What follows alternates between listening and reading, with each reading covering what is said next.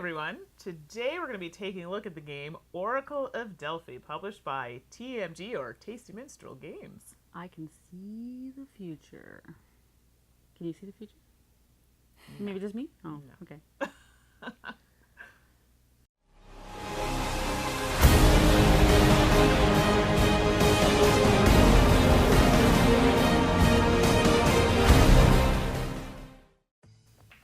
Hi everyone, and welcome to another episode with To Die For Games. I'm Mandi, the board gaming pinup girl. And I'm Tracy, the gaming maven.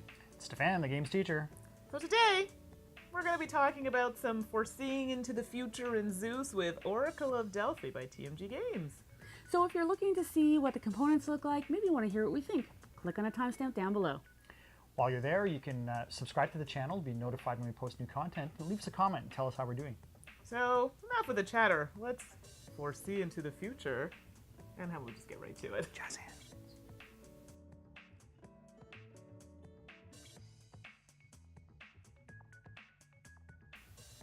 In Oracle of Delphi, the objective is to be the first player to complete all 12 of your tasks, and then return to Zeus to claim your reward. If you're playing the short version of the game, you only finish 8 tasks. If there's a tie for 2 players finishing all the tasks in the same turn, the player with the most favor tokens wins. Here we have lots and lots of components for Oracle of Delphi. First we have our player boards. Then over here we have our statues of the various colors, temples, and offering cubes. We have a couple of die, the start player token, which is Zeus. Zeus. Then we have our player boards, board tiles, and then we have our city tiles. So these are going to go on the outside edges. The island tiles are going to go on various spots of the board. These are our favor tokens. These are what we're trying to collect some of to help us with gameplay. We have injury cards and oracle cards. We have our companions and our equipment cards to help us out throughout the game. Our ship tiles, which we're going to get. And then we have our monster tiles, which are going to go out and be one of our challenges that we have to do.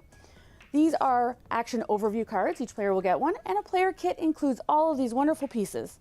So first you're going to have all of your task tiles. These are the tasks that Zeus has given to you to complete. You have your oracle dice, you have your shield, your ship, your temples, and all of your god tiles. So what you're going to first do is you're going to set up the central board. It is a modular board. There is a standard setup for the first play or beginner play. Here we do have a more advanced setup. The biggest thing you want to remember is you have to be able to access all the various points through the waterways. So you don't want to cut anything off that isn't available by sailing to it through the ship, with the ship. Then we're going to lay out the various tiles. So the island tiles are going to go on the island spots that have a circle around them, various colored shape around them. The offering cubes are going to be put out, so there's going to be 2 per color per player. Then they're randomly going to be played out to these offering cube sites. They do have to be different colors, so you cannot have identical colors on a single spot. The monsters are going to be the same way. You're going to take 2 of each type of color per player, or 1 per player, and then on the spots that have this little monster token symbol, you're going to put 2. Once all those are filled out, the rest of the monsters are going to be placed out on the other mountain spots here, so there is a single one in each spot. We're going to place temples randomly on the temple spots, and the statues are going to be placed on the matching city tile. Then what happens is Zeus here is going to be placed into one of the 3 hollows of one of the central boards that have the hollow automatically in them. As you can see, this one has it like that already. And each player is going to put their boat in the spot where Zeus is. Now the player boards. The player boards are going to be played out like this. So first all the gods are going to be played in the order matching the little tiles above them. So that you have to have, and look at that, we should probably change it a little bit so it's correct. So they're going to be played up because as they advance they're going to give you a special ability once they hit their throne. Then we're going to each be dealt a random ship tile, and we're going to get an ability or possibly a starting condition at the top. Each player is going to start with 3 oracle die that they're going to roll and have in the center. Then each player is going to take their 12 tasks. In the shortened version, you will use 8. They're going to be identical, so what you have to do is you have to play out your temple tiles, your statue tiles. The monster and the offering tiles will give you a white one, so they're a wild. Then what you're going to do with the other 4 tiles is each player is going to turn over the same 2, so you'll have 2 monsters and 2 offering tiles available that are the same. Each player will then put their shield on 0, or if they have the starting condition, like yellow does here, where they can advance their shield when they first start. And the people will have their 3 temples off to the side. After that, we're also going to play out the Oracle and Injury cards. Each player will be dealt 1 injury card, and they will get to advance one of their gods that matches the color up to the spot that matches the player count. So in this case, 2 players, they would start here. After each player's board is set up, then each player, the Oracle cards are going to be placed out, the injury cards are going to be placed out, and players going to be dealt 1 injury card. So they're going to start with an injury, and the color of that injury is going to be the god that you advance on your player board. So in this case, in a 2-player or 3-player, 4-player, you're going to start it at the appropriate spot based on number of players and the color matching. Then we're going to play out 6 market cards with the rest of the cards available for a draw pile, and the companion cards are just going to be put to the side for now, as well as the 2 dice. The last thing we're going to do is each player is going to receive a certain number of favor tokens. The starting player will get 3. They will put them in their general area, and each player in clockwise order will get 1 more than that, so in this case this player would get 4. Now we are ready to begin. So each player has an action overview card that they're going to receive at the start of the game, and it will tell you everything you can do on your turn, so don't worry. One of the first things you can do is, so every player will have 3 Oracle dice. When they roll them, they're going to play the color to the matching symbol around the center spot. This is going to determine possibly actions on the board. It's going to restrict what you can do. So for the first action you might want to do is you'll be able to move your boat. So your boat will start here where Zeus is, and I could spend my red die by bringing it to the center. That requires me to move 3 spots. Well, I can move up to 3 spots, but I must land on my last spot on a red. So I could move less than, and I could say move here. But if I want to move 3, I can move to that spot and end on a red. If I want to look at an island tile that I was adjacent to, it would also have to match a color that I was spending. So if I had a yellow die, I could spend it to look at what's under here, because there is a symbol under here. Shh. Can you see that? Don't let anyone else know. Oh. So that symbol there might determine what type of building we can build. And you don't want anyone else to know that. If I'm, say, I've moved along in other rounds and I'm next to some offering cubes here, I have 2 spaces available on my ship to store 1 piece in each of those cargo spots. I could pick up an offering tile that matches one of the die. So I have a blue die here, I can spend it to grab that cube and put it in my ship, because I'm trying to deliver those to the matching temple, which is over here. When I travel to said temple, after a few turns or a few rounds, another action I can do is again to spend a blue die to take that offering tile, put it on the temple, and that is one of my tasks. So as you see here, I have a white, pink, and green task. Now, since I don't have specifically a blue one, that would require me to complete the wild card one. Every time I complete a task, they all have a task. So in this case, I would have to complete either, basically deliver an offering cube to a temple, and my reward is that I finished it, so I'm 1 step closer to getting back to Zeus and winning the game. And I also get 3 favor tokens. So that will go off to the side of the game. I collect whatever reward that Zeus is going to give me for completing that task, and I put it on the appropriate spot on my board. The nice thing is this board has beautiful little images that tells you where your cards can be placed, so you'll be able to keep them in an organized fashion. Similar to the offering cubes to the tiles, you can also move next to a statue. It can go onto one of your spots on your cargo hold as long as you have room for it. Again, playing a die or spending a die that matches the color and taking it and putting it on my cargo hold. Once I've collected the statue, then later on throughout the game, again, I can move my way towards a matching spot here. I can't remember what these are called, sadly, but there's a little spot here that's got a little statue in the middle.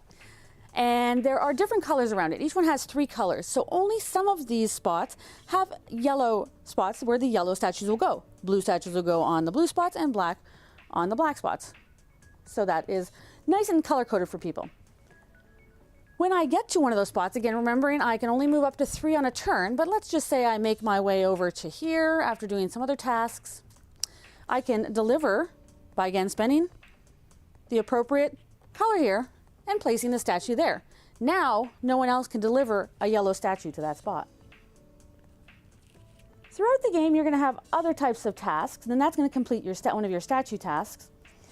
You also have monsters that you have to complete. There's monsters and there's temples, so a couple other types of tasks you can do.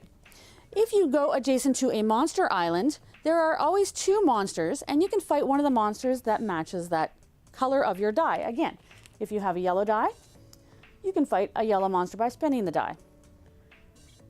So another action you can do is to pick up statues. Again, similar to the offering cubes, you are going to store them in your cargo hold where you have 2 spots. If it's full, you will not be able to pick up one of the statues. So on the city tile, you're going to pick up a statue if it matches a color of one of the die you're going to spend. So if you have a yellow die, you can spend it to pick up the yellow statue from the city tile. Play it in your cargo hold. Then later on in the game, when you travel to a matching statue island that has a similar color. So not every statue island is going to have all of the colors of the statues. Each one will only have 3. So you can only deliver a yellow statue to a statue island that has a yellow spot. Again, once you get there and you're adjacent to it, you can spend the yellow die to deliver the statue to the statue island. Unlike the temple spots, these only have 1 spot for each statue. So once this yellow spot is taken, no other yellow statue can be delivered there. When you deliver a statue, you will get, again, this is one of the tasks that Zeus is tasked you with. So it will get you a companion. Now, again, the companion has to match the statue that you delivered to the island. So you would be able to search through the companions here, and each color has 3 types of companions, and they're going to give you a different ability. So depending on what type of strategy you have, you're going to pick a different one. If one of them is taken, then there's only going to be 2 left. So players are going to pick based on what they're trying to do. And they will play it over here next to your board where the companions go. Another action you can do is you can travel to fight monsters. If you're adjacent to an island with monsters on it, you can fight either monster if there are more than 1 on that tile. So in this case, I'd be able to fight a yellow or a pink monster, depending upon which die I want to spend. So if I have a yellow die, I can spend it to fight the yellow monster. The monster's health is always going to start at 9, so I have to be equal to or higher than that to be able to defeat it. I'm going to take my shield value here, so in this case I have 2, and I'm going to roll the die. I'm going to add that value to my shields, so this would give me a strength of 5. In this case, I do not defeat the monster. If I had rolled a 0, there is a 0 on this little guy, it's not a 10, then I would actually take an injury token, or an injury card. The injury card would go over here with the rest of my cards. I can choose now at this point, even if I haven't defeated it, to go again by paying a favor token and rolling again. What is that going to do? Well, it's actually going to bring the monster's health down by 1, so now his strength is at 8, and I would only have to equal to, between my die roll and my shields, a strength of 8 or higher. I can do that as many times as I want to bring his health down, or I can choose at any point without the penalty to back away from the fight. However, if I do that, the monster will be back to full health the next time someone tries to fight it. When I defeat a monster, in this case, I'm going to get to pick a market card. So the ability of defeating the right colored monster, remember I'd have to defeat the colored monster based on the tasks. There is, of course, a wild monster, so if I wanted to fight that pink or yellow monster, I could complete that task. When I complete it, I will get to take one of the market cards available here. Some have immediate effects and some have ongoing effects. So you'll take that based on what kind of strategy you're doing, and that tile will go to the game. The last thing you can do is, remember I mentioned these little island tiles with the clouds and the hidden symbols underneath? If you go next to one, you can spend a die matching the color that's surrounding said tile and turn it over to reveal. If it matches the symbol of one of your tiles that you have, in this case, I do have that matching symbol. I don't know what it is though, so if anyone wants to tell me, you can let me know. Then I will get to place my temple on it. So that little temple will go on that island tile. Now no one else can place their temple on there, and I've completed that task, which allows me to advance one of my gods up. So I can choose any god, and I can even advance them from the bottom here. This is one of the few times where I can advance them right to the bottom. I will start them again where the player count is. There are a couple of actions that don't really rely necessarily on color per se. So when you spend die, you can spend any color die to advance, well, this is actually color matching. So if I spend a red die, I can advance my red god up. So if I get to the throne here, I'm going to be able to spend it, bring it back down to use its special ability. So you want to kind of advance those guys depending on what you're trying to do. The other thing I can do is I can get rid of injury cards. I can get rid of injury cards that are the same color as the die I spend. In addition to that, there are 3 other actions you can do. You can at any time spend a die to look at any island tile, not just one that's adjacent to you, to see what it does. You can collect 2 favor tokens, or you can grab an oracle card. What the oracle cards allow you to do is when you play them to the side of the board here, they give you an additional temporary die. You don't have to spend it right away, but when you do spend it, you're going to bring it here, turn it sideways so that you know you've spent it, and it gives you an additional red die action.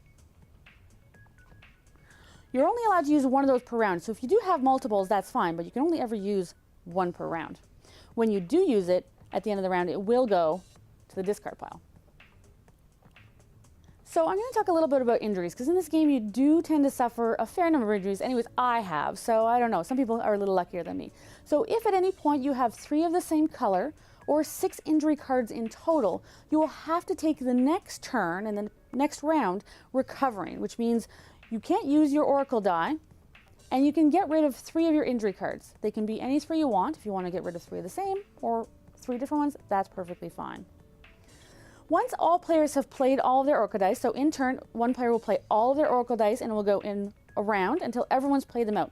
The last player of the round, when they're done, when they go to roll their oracle dice for the new round, they're also going to roll the Titan die. So the Titan's going to kind of come along and he's going to possibly do injury to people. So this is where you want to have shields. Shields are very important. So this is basically the strength that the Titan is putting against us. And so it's 2. So you're going to need to have a value of 2 or higher in your shields. If you don't, you are going to take an injury card. So that's where the injuries start to pile up. If you roll a 6, instead of taking just a single injury card, you'll take 2. So it doesn't take long to get to 6 injury cards. So when one player finishes off all of their tasks, so each player will have 12 tasks, or in this case, 8 if you're playing a shortened game, but we're playing with 12. You complete the last task and you get the reward. Now you're all racing back to Zeus. So I'm quite close to Zeus, so all I have to do is spend an oracle die. Any oracle die will do as long as I can get there within the movement restrictions, which is 3. I would be able to move right into his spot and I would be one of the possible winners. Now, any other players in that round will get to try to also get there. So if they're very close to finishing off their last task and they're close enough to get to him, they may also be able to reach him. So then it will come to basically a tiebreaker.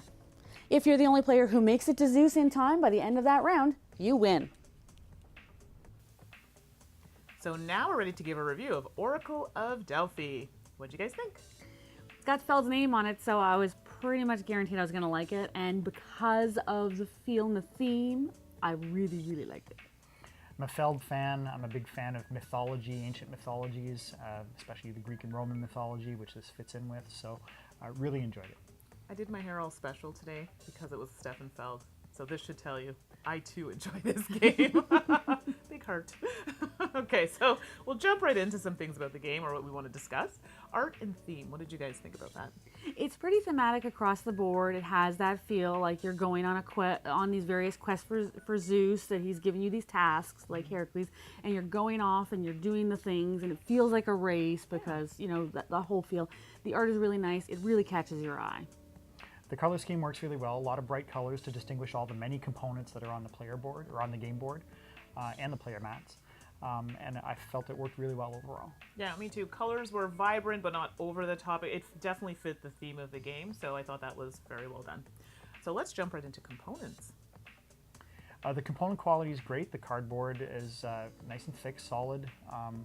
There's a lot of custom wooden bits for this as well, right. Which always is a draw for me anyway. Exactly. We like the wooden meeples in various shapes. Yeah. Although putting those stickers on, I swear, I don't know how many games, like, the last sticker, by the last sticker, I'm like, it's a little crooked. Oh, well, what do I do? I know, right? Because you try and get them perfectly straight, and that's my problem. Or, I've done this before. I think it was a Catan game I had like many years ago, and I put the same sticker on the same token, and I couldn't get it off, and then it was a whole thing. I didn't want to order them, so then I had to print them. Long story short, I don't like stickering things. I'd pay extra for like silk screened bits instead of stickers. I would too. Yeah, but Ditto. But other than that, like you said, the components were great. All solid, all unique pieces that represent the various tasks. It was good. Yeah, so the quality of the cardboard, I know for the actual board itself was quite thick. It was good. So overall, I thought it was excellent quality. Nice big dice. I like that. So it was good. Let's talk about the gameplay. So gameplay, first of all, the setup. Wow, it's a doozy. it's like Bora Bora levels of fiddliness, and I don't say fiddly in a bad way. It's just there's a lot of pieces. Trying to get the board just right. Like there's the standard setup for the shorter game, but then trying to I gotta make sure everything matches by waterway. But once you get that and everyone knows what they're doing, fantastic. I like that there's so many ways to get where you need to go.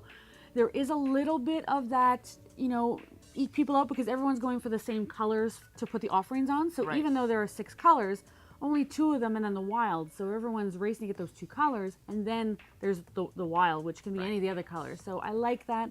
A little bit of stress, but not making it so bad that someone can't complete the game. I like the custom dice and the way you can take different actions with the die faces, the different colored die faces. And overall the options, like Feld games are renowned for having multiple paths to victory, multiple options, multiple ways to score points. In this case, a little less so because you're not actually doing a point tally, you're trying to race to get those things. Yeah. But there's 12 different tasks, so you have options to which task you're going to tackle first. And you can go in one direction, I'll go in another direction, and we'll see who gets to the end first. So.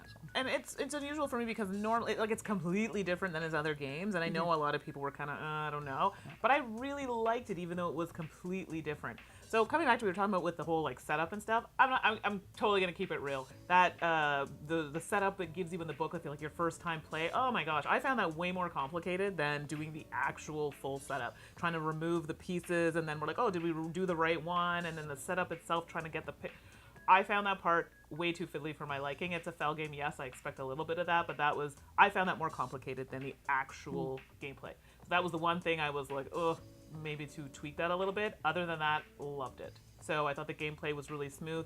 I actually won a few games of this, which ups it in my book. No, I'm just kidding. But it was definitely fun, and I didn't feel like it was long or drawn out, so I thought the gameplay was interesting and fun. So I don't know if you guys agree or not. Yeah, I had a thought and I kind of lost it. I'm hoping it'll come back to me. I hate when that happens. I know. Oh my god. But yeah, kind of the whole point salad. That was really surprising to me, like you mentioned. And point salad isn't a bad word. I actually use it in a good way because I kind of like sometimes those games that you have so many different ways to score. But this was kind of weird because it was just like fixed 12 things that you have to do. Everyone's got the same things, but it's kind of interesting that really was a change for me from what he normally does. And thematically, that fits in with the 12 tasks of Hercules from mythology, and exactly. So, I mean, it works really well. And if you find 12 is too long, if the game is too long, some people like a shorter game. The shorter game is to take only 8 tasks. Exactly. So that basically cuts you down to 2/3 of the time. But otherwise, the gameplay is pretty much the same. And you do make friends with salad. Just thought I'd throw that out there. So now we're going to talk about similar games. Well, pretty much like we said, Feld games, even though he makes them so different from each other, like you could say, oh, all of his games are the same. They're not. They're actually quite different than each other. However, they do have that similar, like when you're playing a Feld game, you can probably almost say, if you know anything about Feld, you're like, I think this is a Feld game. Is this a Feld game? Yeah, it has that feel to it. So a lot of his games like Trajan and stuff like that do some of the similar things. And that's probably where I would go with that. Another game, kind of similar, Via Nebula. Oh yes, that's true. The board isn't quite modular like this, but you have the same things where you're going to collect resources over here to do stuff over here to. So it reminds me a little bit of Via Nebula in the mechanics of the game. Okay, perfect. So final thoughts down the line. Really happy I picked it up. It's probably going to be a game that comes often to the table, and we'll be sitting because we're so close to having almost all the Feld games. We just have a couple that are those rare ones, are harder to find. There's 3 or 4 out of print ones that unless we want to drop a couple $100 on a used copy, that we're not probably going to get them. Although some of them are being reprinted even this year. So There are. So which is gonna be good. So, yes. I too. Thumbs up. Really like this. Different, but still Feldy goodness. So I think that's it for now. It's safe to say that we all enjoyed it. But we'll see you next time. Bye.